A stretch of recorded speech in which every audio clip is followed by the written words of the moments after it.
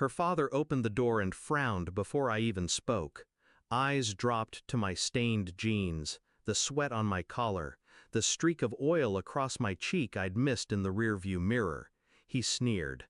"I see you decided to dress down for the occasion." I didn't defend myself, didn't explain how I'd pulled over to help a woman stranded on the side of the road, her vintage Mercedes choking smoke into the air. Didn't tell him how I knelt in gravel, hands deep in a 70-year-old engine, while she sobbed softly behind the wheel, clutching a photo of her late husband taped to the dashboard. Didn't say I made her laugh again before she drove off. I just nodded, stepped inside. My girlfriend, Claire, didn't meet my eyes. Her mother whispered something in her ear, lips curled. That was my first real clue. When I met Claire, I didn't know she was a performance, elegant, polished, gentle on the surface. I saw her in bookstores, sipping tea, speaking softly. She let me believe that meant depth. But I learned too late, people can mimic kindness, especially when it helps them rise. Her parents never liked me, not because I was cruel, but because I wasn't them. I worked with my hands, built custom furniture, came from a one-bedroom house and a mother with cracked knuckles and a heart of steel.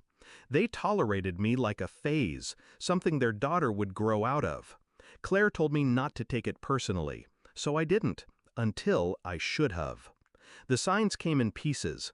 She stopped visiting my shop, stopped wearing the ring I carved from walnut and silver, started saying things like, "My parents think you should try law school," or, "Do you ever think about dressing up more?"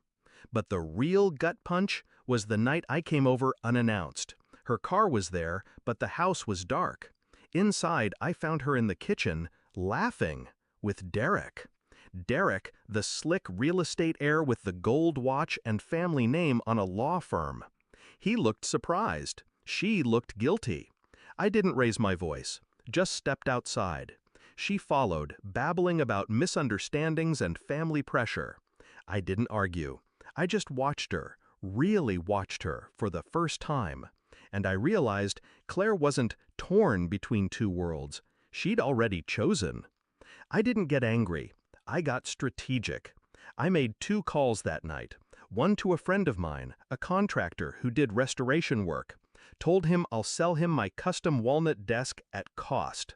The second, to Mrs. Langston, the woman with the vintage Mercedes, because the moment she stepped out of her car and thanked me, lipstick smudged, hands shaking, she'd given me more than gratitude. She gave her name.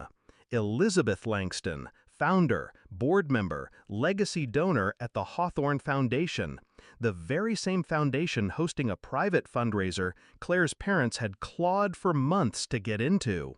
They were desperate to impress her, and now I had her number. The night of the fundraiser arrived. Claire's parents had wrangled 4 invitations. Derek would be there too, with Claire on his arm.